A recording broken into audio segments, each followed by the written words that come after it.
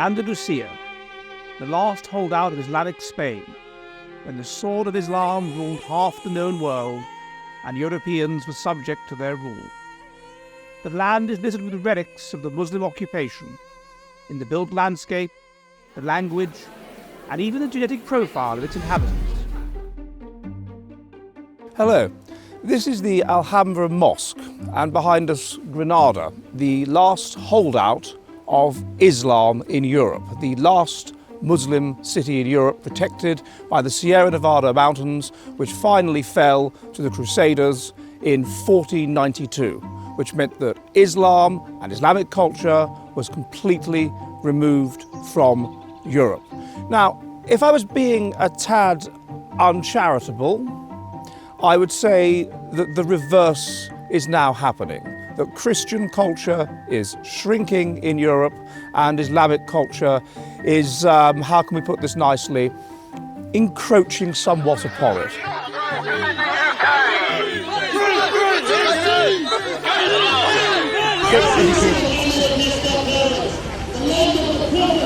The only solution is jihad by the armies of the Muslim countries. We will not be silent. We will raise the voice of Gaza. We will raise the voice of Palestine. Allahu Akbar! And encroaching somewhat upon the traditional Christian Europe that I at least was brought up in. So I rather thought, in the spirit of sort of jolly heretic public house naughty inquiry, I might come here to Granada and have a look at what it's like and what it meant genetically, what it meant culturally, what it meant in terms of evolution for Islam to be removed from Europe. What were the evolutionary dynamics that caused the Moors to lose and fail and be removed from Europe? What were the evolutionary reasons why the Christians were able to conquer them, and why might that happen for perhaps similar reasons in reverse in our own time?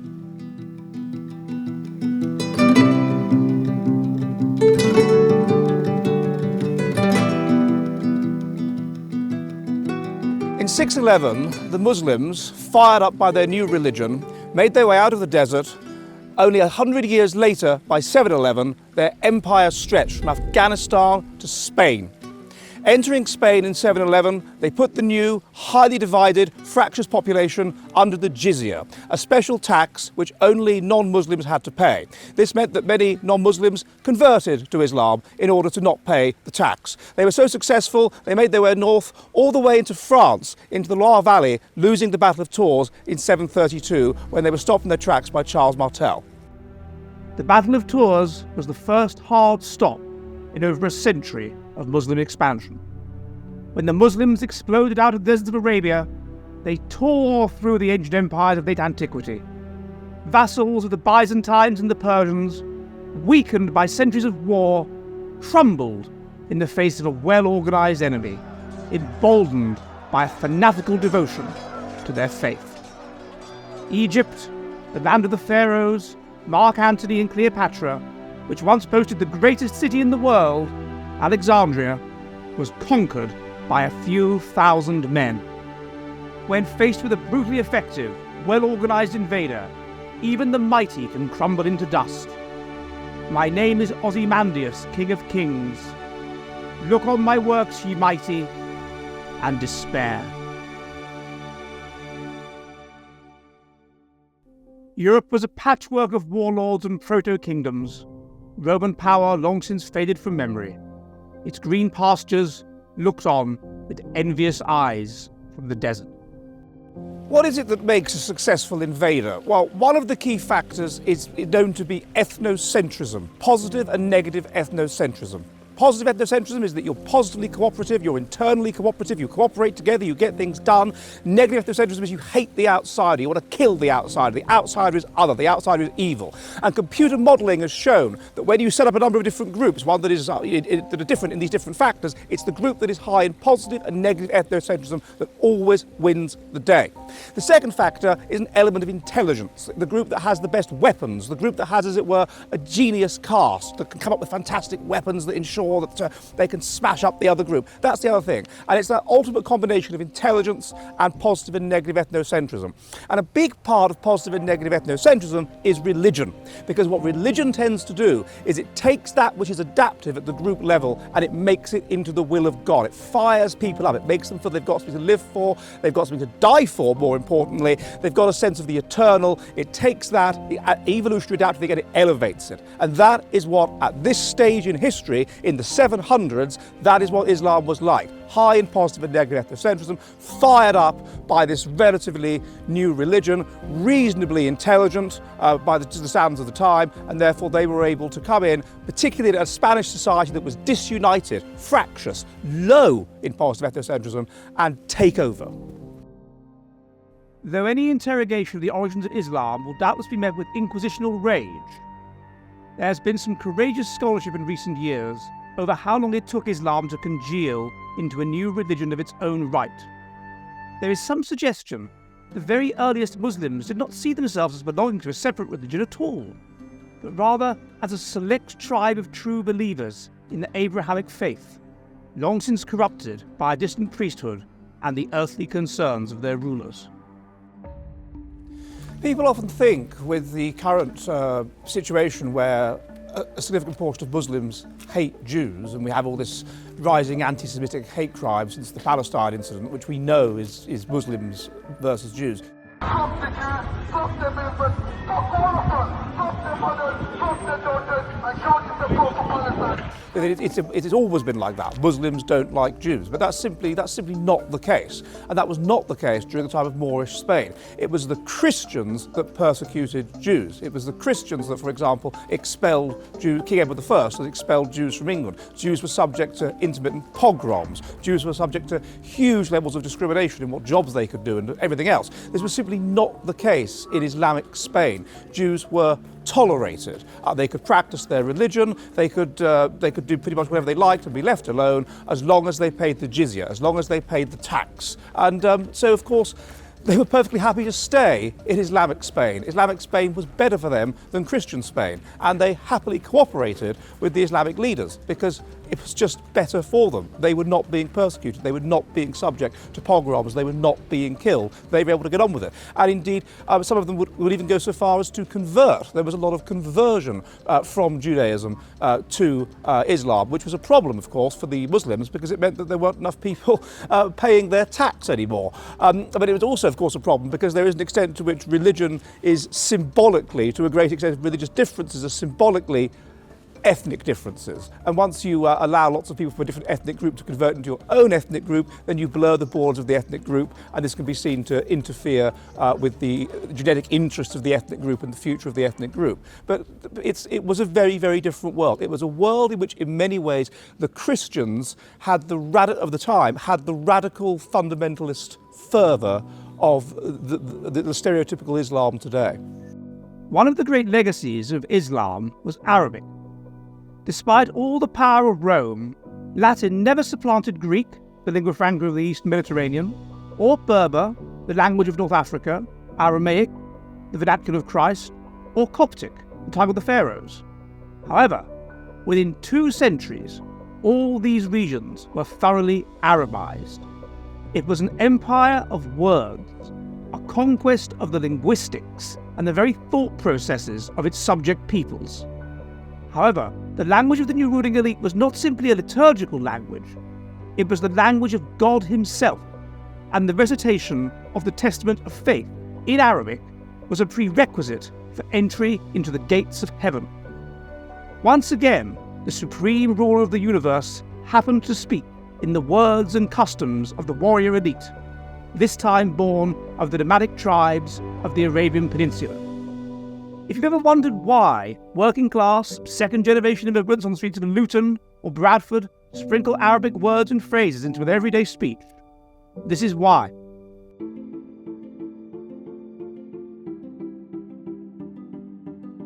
The Arab language had tremendous influence on the Spanish language. Basically, any word in Spanish that begins with al or anything that sounds a bit like it ultimately comes from Arabic. So Andalusia, Alhambra, azúcar, which is sugar. Even the definite article in Spanish is el, where the is el, whereas it's la in all other Romance languages. Does the el come from Arabic? Probably. Am I sure about that? No, not really. I mean, just look it up, to be honest, but it probably does. But also, what about the genetic language? What did it do to the genetics of the region? 15% of the genetics of native Andalusians these days comes from Arab origins. There were obviously mixtures between the two populations. Now, what would we expect to happen now if Spain and Andalusia is reconquered by Muslims? Well, we would expect to find that there would be some kind of genetic mixing. What is that genetic mixing? Well, normally it's in the direction that the male invader will make his imprint on the local female population. And that is why we have seen in Rochdale, in Rotherham, even in Oulu, these grooming gangs where you have men, if you're a man in evolutionary terms, and you come in and you're an invader, of course what you want to do is take the women of that society. It's even been speculated that that's why women speak foreign languages better than men, because they are evolved to be abducted by a foreign tribe and taken away. You take their women, you impregnate them, and the children are no longer part of the native population, and perhaps they become part of your population, but either way you make your print on the society. In terms of grooming gangs, often in polygamous societies, and we are evolved to be a polygamous society until relatively recently, then the dominant males get all of the women, and the only way that you can pass on your genes as a less dominant male is to gang together and create basically a rape gang. And that is what they did. And it's been suggested that this is why men find violence arousing. This is why there is a fusion in the male mind between sex and violence, because we are descended from men who engaged in systematic and frequent rape. It is why, indeed, there is evidence that men will ejaculate more when they are watching violent pornography than watching so-called vanilla pornography. They are descended from rapists. And so you would expect this culture of getting together into groups, of grooming the young girls of the native population, taking control of the young girls and impregnating them to occur. And of course, surprise, surprise, that's exactly what has occurred. If you want to understand what's going on in Rotherham, Oulu, Rochdale, wherever, all you have to do is look to evolutionary psychology. So what was the kind of Spain which the Moors invaded? Well, it was a Spain that was populated by the Visigoths. The Visigoths were a Germanic people, and we don't quite know how they ended up in Spain. This is the problem with the Dark Ages. Their origins aren't entirely known. Now, once they arrived, what happened? Well, you have this intermixture between the native population and the Moors. But it's an intermixture in a particular direction, and that direction tends to be that it would be local white girls, local Visigothic girls, who would be having relationships with men. Now, why is this the case? Why would they do this? Why would they want to have a relationship with a foreigner? Well, there are two key factors that predict why a woman is sexually attracted to a man. The first factor is just genetic similarity. If you go for somebody who is genetically highly similar to you in terms of genetic traits, highly genetic traits such as intelligence or just what you look like, then you are indirectly passing on more of your genes. You're also ensuring that your children are more similar to you, so you're passing on your genes, and you're more likely to care for them and cherish them because they're more similar to you. So you're setting them up for a more nurturing and loving environment. But another thing which women are highly attracted to is status in men. And the reasons for this is because if you sexually select for a high status man, then it means that he's more likely to have resources which he can invest in you and which you can invest in the offspring, and they're more likely to survive. And also the fact that he has high status could be seen as evidence of just objective genetic quality. He has certain qualities which are under strong selection, and these have allowed him to accrue high status. So there's that balance between the two. And some females are going to be more attracted to genetic similarity, and some females, a certain kind of female, perhaps you might say, that is perhaps in an unstable, dangerous ecology in which she absolutely needs someone to look after her and absolutely needs very, very high status and just wants genetic quality, doesn't care about genetic similarity. That kind of woman would engage in collaboration horizontale, and that is what so many of these local Visigoth women did with the Arab males. Language wasn't the only cultural heritage bequeathed by the Moors to Spain. The oud, a pear-shaped stringed instrument dating back in the 7th century, was a popular instrument played at royal courts of Muslim Spain. As its distinct sound and design influenced Spanish luthiers, it was adopted and modified over time by Europeans and evolved to have a slightly smaller body, a bend in the neck, and eventually it became the guitar, one of the most iconic instruments of all time. Listening to the Arab oud, you can hear the Arabic strumming patterns and melismatic passages that would make Spanish classical guitar music so distinctive. So they're just sort of showing off, really. I mean, this is people of the sand, people that originally come from desert conditions. Having water, pretty important. Having water, more important than camels. Having water, more important than, well, sand. So you can see that they were brilliant engineers of water. And if you go into the Alhambra, they're all the time fountains, all the time flowing water, showing off just how much they can control water and control it. That's the thing you need to be able to do in harsh conditions, in desert conditions. So you've got people of the desert that come somewhere where there's all this water, and as far as they're concerned, this is a land of milk and honey, but they've still got that instinct to love water and to worship water and to respect it and want to control it and show off how much they got of it and do things with it. And you see this everywhere here, all this lovely, lovely water.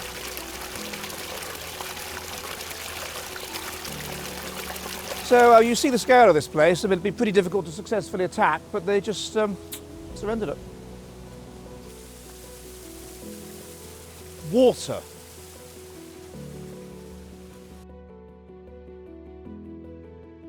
The Moors were finally expelled from Spain with the fall of Granada in 1492, the Reconquista. So what could we expect from a Muslim Reconquista of Europe? Well, we're already seeing it. We have 2 schools at the moment in the UK that are under serious threat because they have failed to accommodate their Muslim pupils. And so what you will see is if you have an intransigent, there's a lot of research on this, an intransigent minority who are highly united, who are high in positive and negative ethnocentrism, let's remember that, then they will trample over a disunited majority, and that disunited majority will, in many cases, if they're not under great social and economic stress and they just kind of want to grill, will have an inclination to back down, will have an inclination to accommodate them, will have an inclination to make them feel welcome, will have an inclination to just do what they want. He's a very, very silly 14-year-old boy who does have some challenges. He does suffer with high functioning autism. It means that socially he doesn't always realise what is appropriate and what's not appropriate. And on this occasion, he has been completely disrespectful. He hasn't understood how sacred your holy book is. And so gradually, of course, as there's more and more of them and they feel more and more confident, they will assert themselves. You will have a situation where you will only be able to purchase halal food. You will have a situation where there will be the call to prayer across most British cities. You may have a situation where we start taking Friday and Saturday off, but not Sunday off. And it will just be done with salami tactics. And we won't be able to eat salami, perhaps they'll get rid of pork. But with salami tactics, one step at a time, until gradually we look back and we think, good God, we've been conquered.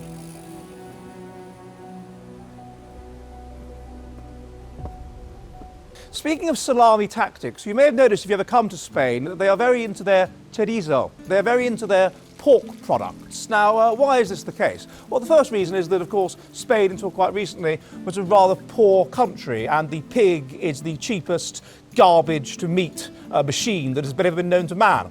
Well, except perhaps for the American. But the other reason, of course, is it was a marker of your religiosity. It was a marker of your Christianity.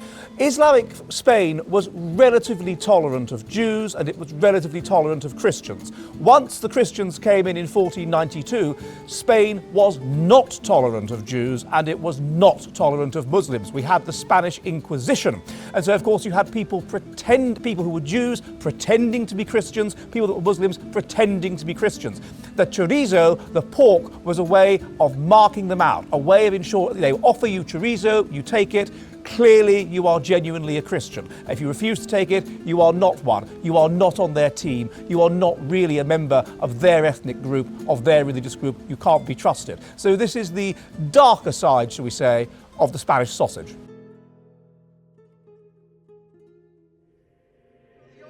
El único y verdadero.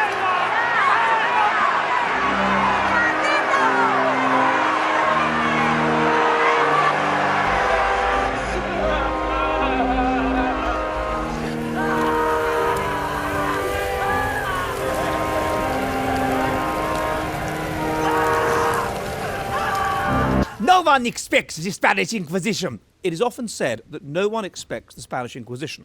But in evolutionary terms, in terms of conquest, you most certainly should expect the Spanish Inquisition. When there is a reconquista, there will always be a period when the new people, the people that have taken charge, will take absolute vengeance on their former masters. They are now free, they are now liberated, they are now full of anger, and they will go out and destroy them. And the second reason is because they want to make sure that it is their genetic interests, it is their people who are actually surviving. Now, how do you survive in newly Christian Spain? Well, of course, what you do if you're a Jew or you're a Muslim is you pretend, particularly if it was a Jew, is you pretend to be a Christian. You become what was known as a crypto-Jew. And so this is one of the things which the Spanish Inquisition was, in theory, trying to flush out. Jews that had returned to the religion of their ancestors. In reality, of course, this is not what happened at all. In reality, many Jews converted to Christianity and indeed were Christians for many generations, but from an evolutionary perspective, they were considered still to be a different ethnic group, still to be non-Spanish. Therefore, from an evolutionary perspective, they were an enemy. They were competing for scarce resources. This was group selection. They were competing against a different group. And the Spanish Inquisition, the religious persecution, was an excuse, essentially, to find people who had converted from Judaism and effectively remove them from the society. Why do Inquisitions tend to go too far? Why do they end up killing their own in the end? Are you ready for the future of the West?